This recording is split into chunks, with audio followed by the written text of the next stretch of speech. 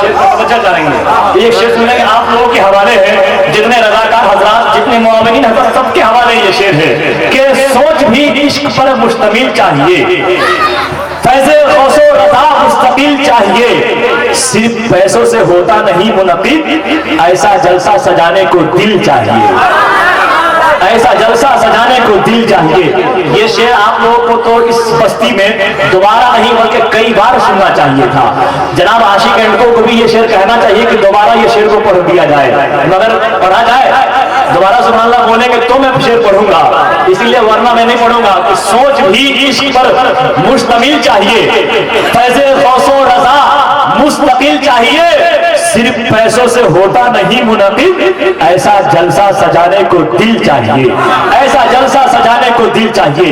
हज़रात आइए मेहमान खतीब अल्लामा अबुल कलाम साहब के बेंगलोर का हम आप इस्तेमाल करने जा रहे हैं। तो हम चाहेंगे जिसने खिताबत की दुनिया में एक खिताबत को नई जहद से आशना कराया है, नई नस्ल के खतीबों के लिए एक आइडियल नुमा खतीब हज़रत अल्लामा अबुल कलाम साहब बेंगलोर के साथ है। तो आइए इनका इस्तेमाल हम लोग तहे दिल से सब लोग पूरी ईमानदारी दयानतदारी पूरी तैयारी के साथ दोनों हाथ लहरा दे और आने वाले मेहमान खतीब का इस्तेमाल कर लेना। रहे तकबीर। उलमाए कराम की भी मिंबर शरीफ पर तशरीफ आवरी हो रही है, इस इस्तेमाल में वो भी शामिल है, इसलिए सब लोग काहिली नहीं मोहब्बतों के साथ उठाइए, मेरे नारे का जवाब दीजिए। नारे तकबीर, नारे रिसालत, मसलके आला हज़रत, सरकारे दोआलम कॉन्फ्रेंस, खतीबे अहले सुन्नत अल्लामा अबुल कलाम बेंगलोर। नारे तकबीर, नारे रिसालत। सल्लल्लाहु तआला अलैहि वसल्लम की सच्ची मोहब्बत लेके जाए। अमल तो अपनी जगह है, हमारा ईमान है, अमल करते हैं, मोमिन नमाज पढ़ता है, मगर उस नमाज पर भरोसा नहीं, ये नमाज हमें कब्र में बचा लेगी या हश्र में बचा लेगी। पढ़ते हैं मगर जरिया निजात कि इस नमाज की वजह से हमारी निजात हो जाएगी, कोई गारंटी नहीं। नमाज अहम अफजलुल इबादत है, मगर याद रखना नमाज अफजलुल इबादत है, मगर नमाज की वजह से फकत कब्र में बच जाओ, हो नहीं सकता। हज की बदौलत फकत कब्र में बच जाओ, हो नहीं सकता। ज़कात और खैरात और अतियात और सदक़ात की बदौलत कब्र में बच जाए, फकत नामुमकिन है। मगर खुदा की कसम, जिसके सीने में इश्क़ मुस्तफ़ा का चिराग जल रहा होगा, उसके लिए कब्र भी जन्नत होती है और हश्र भी जन्नत होती है। नारे तकबीर, नारे रिसालत, सरकारे दोआलम कॉन्फ्रेंस, मसलके आला हज़रत अल्लामा अबुल कलाम बेंगलोर। नारे तकबीर। इसीलिए गुलाम मुस्तफा पुकार उठे, या रसूल अल्लाह, मैं आपका गुलाम हूँ, न ताक़त पर, न तक़वा पर, न ज़ुहद और इर्तिक़ा पर है, हमारा नाज़ तो कुछ है मोहम्मद मुस्तफा। जिंदाबाद। वाह वाह। शौकत शाही न ताजे खुसरवी ले जाएगा। बेशक तू खुदा के पास फकत इश्क़ नबी ले जाएगा। और आज के इस पुरफतन दौर में जहां पर गेट गेट पे ईमान के लुटेरे खड़े हो, घात लगाए हुए, अपने जाल बिछाए हुए, गुलाम मुस्तफा को अपने जाल में फंसाने की हर हथकंडे इस्तेमाल कर रहे हो, तो याद रखो शौकत शाही न ताजे खुसरवी ले जाएगा। तू खुदा के पास फकत, बोलिए ना भाई, तू खुदा के पास फकत इश्क़ नबी ले जाएगा। और थाम ले अहमद रज़ा का मसलक हक थाम ले। बचना है कि नहीं अज़ाब नार से? बचना चाहते हो कि नहीं अज़ाब जहन्नम से? बचना चाहते हो कि नहीं कब्र की हौलनाकियों से? बचना चाहते हो कि नहीं कब्र के अज़ाबों से? बचना चाहते हो कि नहीं ये दुनिया के हवादिसात से? बचना चाहते हो कि नहीं दुनिया के फितनों फसाद से? तो याद रखो, जो गुलाम मुस्तफा होता है, जो गुलाम मुस्तफा होता है, तो ये गुलामी, ये ऐसी गुलामी है, ऐसी गुलामी है कि मोहम्मद मुस्तफा की गुलामी एक सनद है आजाद होने। मोहम्मद की गुलामी है, सुन रहे कि नहीं भाई? मोहम्मद की गुलामी है सनद आजाद होने की और खुदा के दामन रहमत में आबाद होने। खुदा के दामन रहमत में आबाद होने की, और आबाद दामन रहमत में हो तो उसका मामला ये होता है, और गुलामी मुस्तफा के सदक़े में, नबी पाक के नालैने पाक के सदक़े में जब सनद दे दी गई आज़ादी की, तो ये सनद किस आज़ादी का नाम है? ये किस आज़ादी की सनद दी गई है? ये गुलामी मुस्तफा में आने के बाद ये सर्टिफिकेट दिया जा रहा है, ये किस आज़ादी की है? तो याद रखो मुसलमानों, खुदा की कसम, तुम सच्चे दिल से आशिक मुस्तफा होके देख, जब तक तू दुनिया में रहेगा जमीनी बलाओं से भी आजाद रहेगा। जब तक दुनिया में रहेगा आसमानी बलाओं से भी आजाद रहेगा। जब तक दुनिया में रहेगा दुनिया के हवादिसात से आजाद रहेगा। और खुदा की कसम, दुनिया छोड़ने के बाद जब तू अपनी कब्र में जाएगा कब्र से भी आजाद रहेगा। और कब्र से उठने के बाद जब मैदान कयामत में जाएगा तो कयामत के हौलनाकियों से भी तुम्हें आजादी मिल जाएगी। बेशक, सुभान अल्लाह, सुभान अल्लाह। जन्नत की सनद मिल जाएगी। बेशक बेशक। थाम ले अहमद रजा का मसलके हक थाम ले।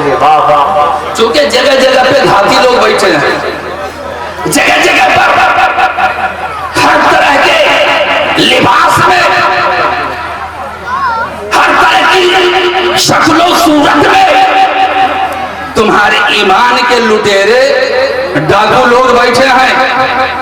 तो उससे बचने के लिए फकत एक ही रास्ता है, थाम ले। बोलिए ना भाई, सुभान अल्लाह। थाम ले अहमद रजा का मसलके हक थाम ले। खुदा की कसम, जब मसलके अहमद रजा का दामन जब तुम थाम लोगे, थाम ले मसलके अहमद रजा का मसलके हक थाम ले। खुदा की कसम, दुनिया में बेशुमार मसलके हैं, मगर ये वो मसलक है कि बाग़े जन्नत में तुझे मसलक यही ले जाए। थाम ले अहमद रजा का मसलके हक थाम ले, बाग़े जन्नत में तुझे मसलक यही ले जाएगा। और गुलामे ताजुश्शरिया के नाम से भी सुना है, जो खादिमे ताजुश्शरिया है, जो गुलामे ताजुश्शरिया है, तो हुजूर मुफ्ती आजम हिंद की तुरबत से जो सदाती है अपने दिल के कानों से भी सुना, सर के कान से सुनते ही हो, दिल के कानों को भी सुनो, दिल से जो आह निकलती है उसको भी सुनो। आ रही है मुफ्ती आजम की तुरबत से सदा, आ रही है तुरबते मुफ्ती आजम की, आ रही है मुफ्ती आजम की तुरबत से सदा। अब तुझे मंजिल की जानिब अजहरी ले जाए, सुभान अल्लाह। अब तुझे मंजिल की जानिब अजहरी ले जाएगा। और जिसके सीने में जलेगा इल्मे कुरान का चराग, गुप्त अंधेरा न रखिए। अगर आपका सीना अंधेरे नगरी में फंसा है, अगर आपके सीने में कोई कीना बसा है, खुदा की कसम ताजुश शरिया के दामन से वाबस्ता होइए। और ताजुश शरिया तक अगर नहीं जाने की ताकत तो सलाहियत तो कुदरत हो तो वहां तक नहीं जा सके, तो कम से कम तुम अपनी वक्त अपनी किस्मत पे फख्र करो कि तुम्हारे घर में सानिए ताजुश शरिया के नारे तकबीर, नारे रिसालत। हमारे मेहमान हजरात तशरीफ ला रहे हैं खतीब अहले सुन्नत अल्लामा सिद्दीकुल कादरी, नकीब आज़म हिंदुस्तान हज़रत जमाल अख्तर साहब क़िबला पलामवी, सब लोग आ रहे हैं, इनका इस्तकबाल कीजिए। नारे तकबीर। साथ साथ शायरी इस्लाम हज़रत नौशाद आलम छपरवी मेंबर शरीफ पर आ रहे हैं। इन तमाम शुरगा अहले सुन्नत और उलमाए अहले सुन्नत का इज्तिमाई इस्तकबाल हो रहा है।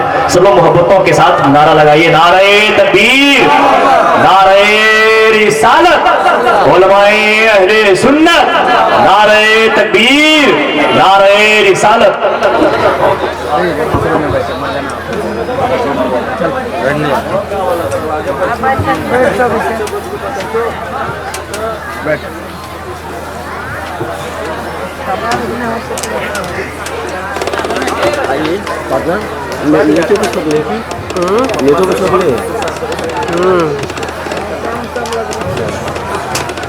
नेट पर काल मिल तो काल आई नहीं हाथ हाथ नहीं जाइए।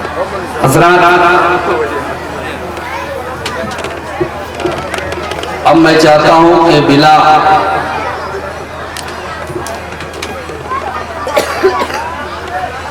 तशबीह तमसील रसूलुल्लाह सल्लल्लाहु अलैहि वसल्लम की बारगाह अक़दस में दुरूद व सलाम का हदिया पेश करें।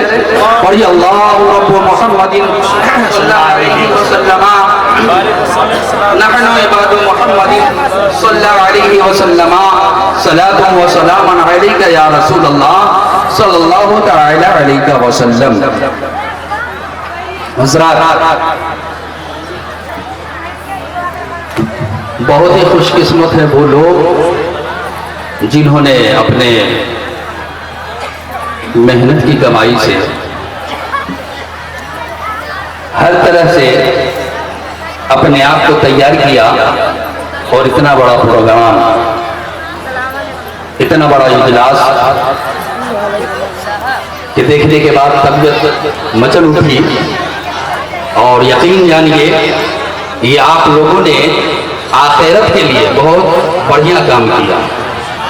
रब की बारगाह में दुआ है परवरदिगार आलम इस इजलास को बनाना, सरकारे दोआलम कॉन्फ्रेंस को नाले ने मुस्तफ़ा के सबसे अपनी बारगाह में कबूल फरमाए और इसी इजलास को हम सभी के लिए जरिया निजात बनाए।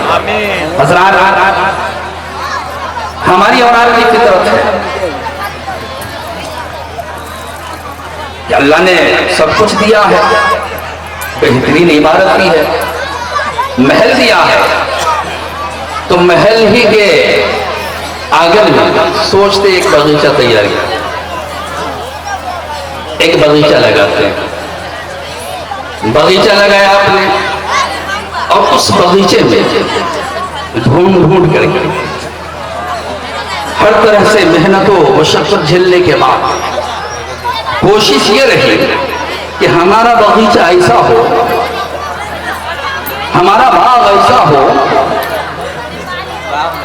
कि खूबसूरत से खूबसूरत बना दिए जाए। तो आप कहीं गुलाब की टहनियां ला के उस बगीचे में डालो, कहीं मोगरा का ला के झाड़ लगा दिया। आप अपने आंगन को बगीचा बनाए। ख्वाहिश और जज्बा ये रहा कि हम ऐसा बगीचा बनाएं कि जितनी हमारी अक्ल में फूल के नाम बसे हैं उन तमाम फूलों को लाकर के आंगन में बिछा दिए जाए। मेरा आंगन एक चमनिस्तान की तरह दिखे। आपने कोशिश की, में एक सुरूर महसूस किया, अपने आप में एक परिवर्तन महसूस किया। उनको खुशबू ने बिल्कुल मुअत्तर कर दिया। उन्होंने सलाम अलैकुम वालेकुम अस्सलाम लिया दिया और कहा कि मुझे जरूरी काम है, निकलना है। आपने नक़ीब अहले सुन्नत को आंगन के बाहर निकालना चाहा, दरवाजे पे कदम रखा कि हुजूर मुफ्ती साहब के ऊपर नजर पड़ गई। आपने देखा मुफ्ती साहब हमारे गरीब खाने पर तशरीफ लिए आए हैं, तो आपने सोचा कि नक़ीब अहले सुन्नत को घुमा घुमा कर तो थका दिया हूँ, नक़ीब अहले सुन्नत को हर तरफ घुमा घुमा के थका दिया हूँ, लेकिन मुफ्ती साहब को कैसे थकाऊं, ये आपकी गैरत को गवारा नहीं हुआ। तो आप गए मुफ्ती साहब की बारगाह में अरीज़ा रखा, मुफ्ती साहब की बारगाह में मारूज़ा पेश किया। हुजूर आप यहीं पर तख्त पर तशरीफ रखिए, मैंने एक छोटा सा बागीचा तैयार किया है। मैं चाहता हूँ कि आपकी बारगाह में अपने बगीचे के कुछ फूलों को पेश करूं। मुफ्ती साहब तख्त पर तख्त नशी हुए, बैठ गए। आप बगीचे में दौड़ते हुए गए। आपने एक फूल, एक गुलाब की कली को तोड़ा है, एक तरफ रखा है, उसमें मुगरा को मिलाया है, उसमें रखा है, उसमें जो भी फूल नजर आते रहे सबको यकजा जमा किया है। अब यकजा जमा करने के बाद मुफ्ती साहब की बारगाह में पेश किया गया। मुफ्ती साहब इसे तोहफा को कबूल फरमाइए। मुफ्ती साहब ने तोहफा कबूल किया है। मुझे आप ये बताइए, क्यारी क्यारी नक़ीब अहले सुन्नत को घुमा घुमा करके दिखाया गया था, क्यारी क्यारी की जियारत करवाई गई थी। अब नक़ीब अहले सुन्नत से पूछो, मौलाना आप बताइए कि गुलाब के करीब गए थे,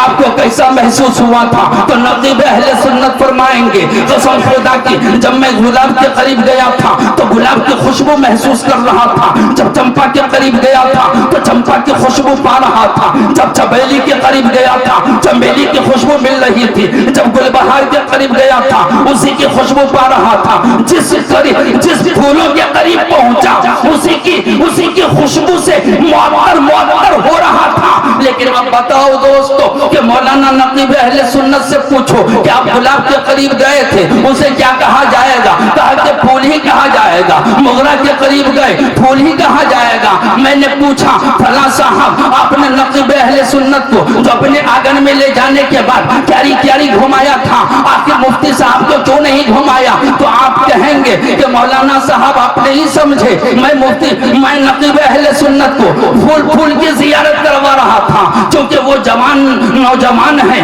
उनके जिस्म में ताकत और कुव्वत है, बिल्कुल यंग है, इसलिए घुमाने फिराने में मजा आ रहा था। लेकिन मुफ्ती साहब उम्र उनकी ज्यादा हो चुकी है, वो ज़ईफ हो गए हैं, वो हमारे बुजुर्ग हैं, हमारे अकाबिरों में से हैं, हमारे असलाफ में शुमार है, हमारे बुजुर्ग हैं, हम उनको घुमाना फिराना मुनासिब नहीं समझा। लेकिन ये तो मुनासिब समझ रहा था कि मैंने जो मेहनत से बागों को सींचा है, मैंने जो फूलों को सजाया है, मैं उनको न घुमा के कौन ऐसा काम किए जाए कि मुफ्ती साहब हमारे बागीचे की जियारत कर ले, मुफ्ती साहब ये समझ जाए कि हमने जो बागीचा सजाया है, हम अपने बागीचे में कौन कौन से फूल ला करके दिया है। मैंने कहा ठीक है, तो आपने एक करके फूल दिया है? तो आप कहेंगे कि नहीं मौलाना, मैंने एक को एक से मिला दिया है, दूसरे को लेकर के उससे मिला दिया है, हर एक फूल को ये एक एक करके तोड़ा है, लेकिन सबको यकजा बनाने के बाद अब मुफ्ती साहब की बारगाह में पेश किया है। जब मुफ्ती साहब की बारगाह में पेश किया है,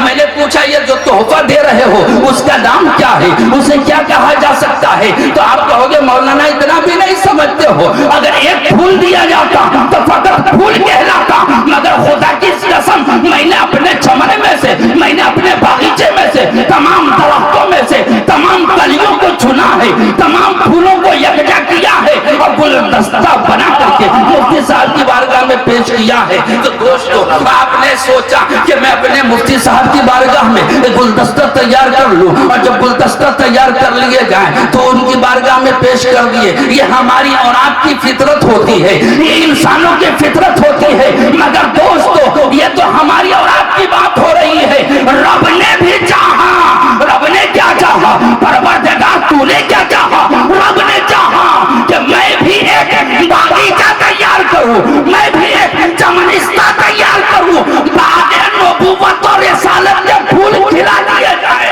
कसम खुदा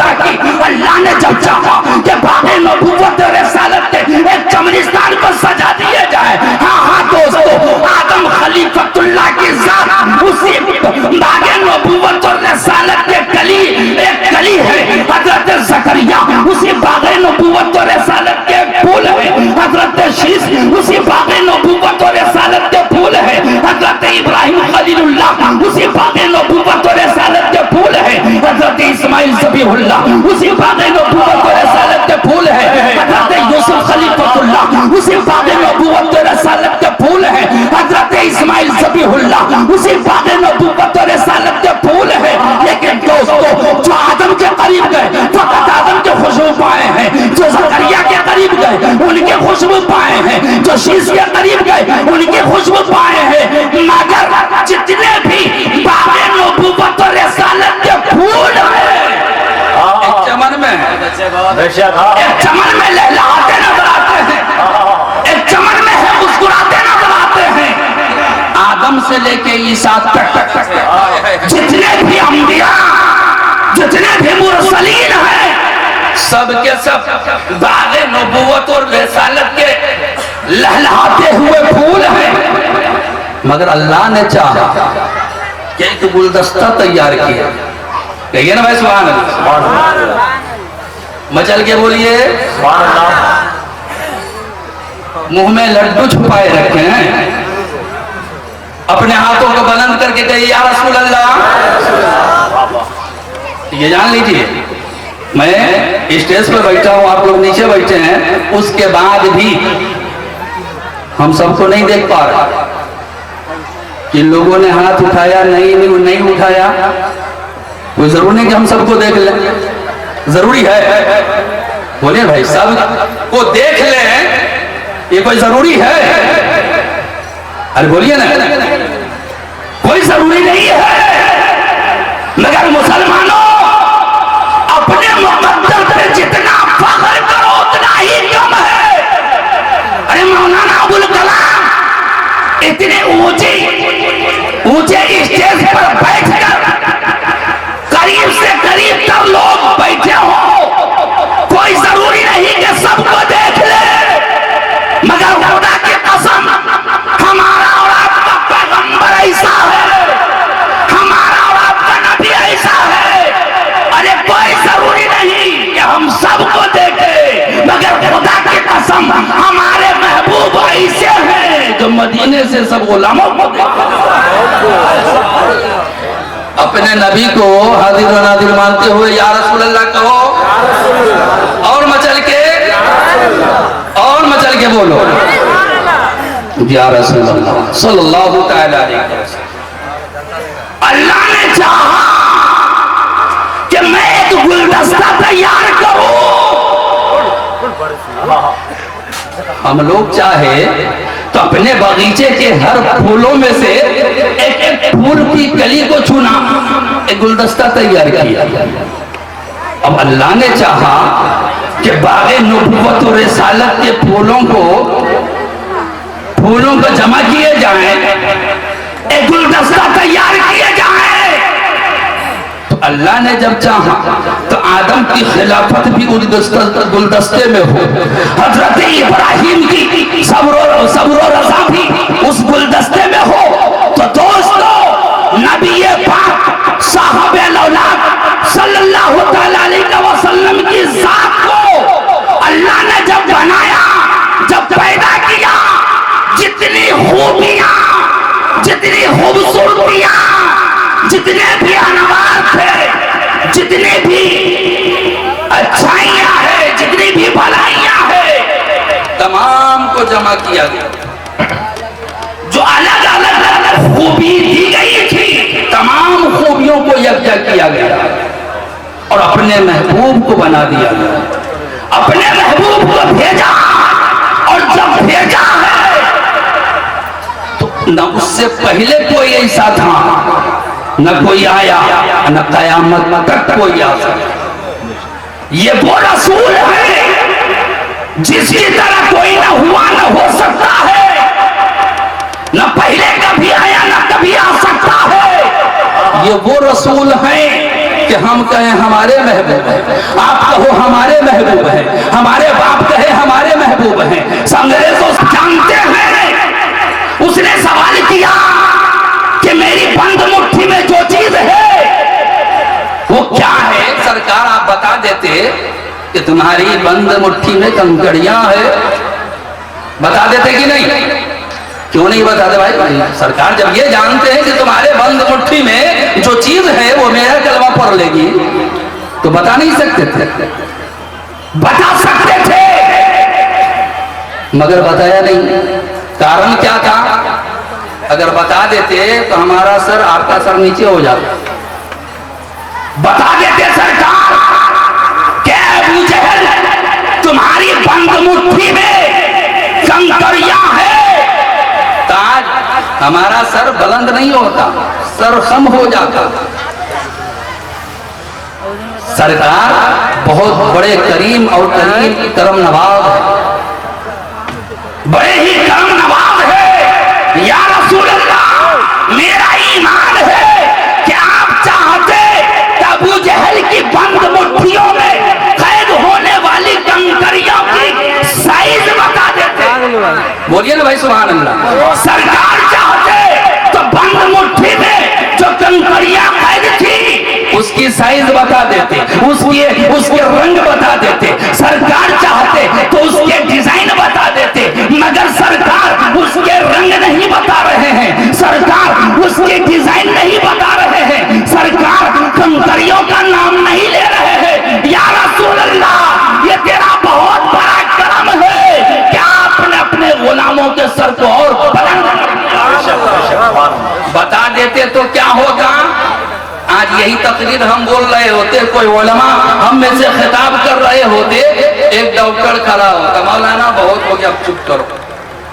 नहीं कहता मौलाना बहुत 1400 बरस से 1450 बरस से ये वाकया सुनाते रहे, पुराने हो गए, बंद करो।